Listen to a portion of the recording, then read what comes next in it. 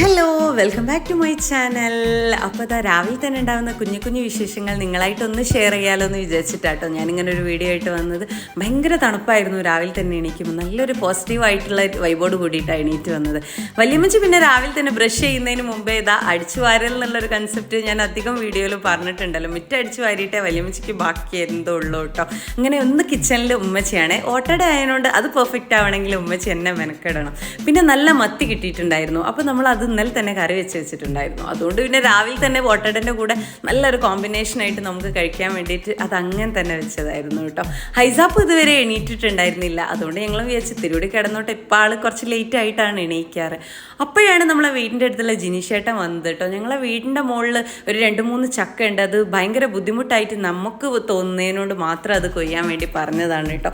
പെട്ടെന്ന് അത് കുറച്ച് കഴിഞ്ഞ് പിന്നെ പഴുത്ത് കഴിഞ്ഞാൽ അലിഞ്ഞ് ആകെ പൊട്ടി നാശമാവേണ്ടെന്ന് വിചാരിച്ചിട്ടാണ് നമ്മൾ അതിന് മുമ്പേ പറഞ്ഞത്. പിന്നെ അത് വലുതായി കാറ്റും മഴയൊക്കെയുള്ള സമയത്ത് നമ്മളെ വീടിൻ്റെ മുകളിലേക്ക് വീണാൽ അതും ഒരു ബുദ്ധിമുട്ടാണല്ലോ. ബാത്റൂമിൻ്റെ സൈഡിലേക്കാണ് അത് വീഴുക. അപ്പോൾ അതിൻ്റെ ഡോറും എല്ലാം കൊണ്ടും ഞങ്ങൾ ഭയങ്കരമായിട്ട് ബുദ്ധിമുട്ടും. അതുകൊണ്ട് വേഗം പറഞ്ഞപ്പോൾ വേഗം തന്നെ വരികയും നമുക്ക് ആ ചക്കയൊക്കെ കൊയ്ത് തരികയൊക്കെ ചെയ്തിട്ടുണ്ടായിരുന്നു കേട്ടോ ജിനിഷേട്ടൻ. പിന്നെ അവരെ വീട്ടിൽ ആടുണ്ടായിരുന്നുകൊണ്ട് പ്ലാവിലെയൊക്കെ ആ ജിനിഷേട്ടൻ തന്നെ കൊണ്ടുപോകാണ് കേട്ടോ ചെയ്തത്.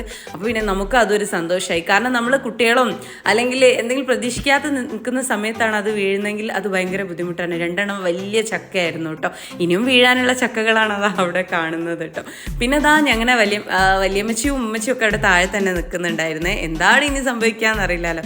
ഈൻ്റെ ഒച്ച കേട്ടിട്ട് ഹൈസാപ്പും എണീറ്റിട്ടുണ്ടായിരുന്നു കേട്ടോ. ഒന്ന് നേരെ പോയി വീണ് നമ്മൾ ബാത്റൂമിൻ്റെ സൈഡിൽ അവിടെ നിന്ന് നമ്മൾ സ്റ്റെപ്പൊക്കെ പൊട്ടിപ്പോയിട്ടുണ്ടായിരുന്നു. എന്നാലും സാരമില്ല, വലിയൊരു അപകടം ഒഴിവായല്ലോ എന്നുള്ളൊരു സന്തോഷത്തില്ല കേട്ടോ. അപ്പോൾ നീ പോകുന്നില്ലേ എന്ന് വെച്ചപ്പോൾ എനിക്ക് ഇനി റെഡി ആവാനേ ഉള്ളൂ എന്ന് പറഞ്ഞിട്ട് ഞാനിതാ ചെറുങ്ങനെ ജസ്റ്റ് ഒരു ടച്ചപ്പ്, ഒന്ന് ചെറിയൊരു മോയ്സ്ചറൈസറും ഒന്ന് ഐലൈനറും ചെറുങ്ങനെ ഒരു ലിപ് ബാമും ഒക്കെ ഇട്ടിട്ട് വേഗം ഒന്ന് ഒരുങ്ങിയിട്ടുണ്ടായിരുന്നേ. എന്തായാലും നമുക്ക് അടുത്താണല്ലോ, അപ്പോൾ ഒന്ന് ഓടിയാലെത്തുമല്ലോ എന്ന് വിചാരിച്ചിട്ട് ഞാൻ പിന്നെ വേഗം റെഡി ആയിട്ട് നേരെ ഓഫീസിലേക്ക്. അപ്പോൾ ഇനിയൊരു വീഡിയോയിൽ കാണാം.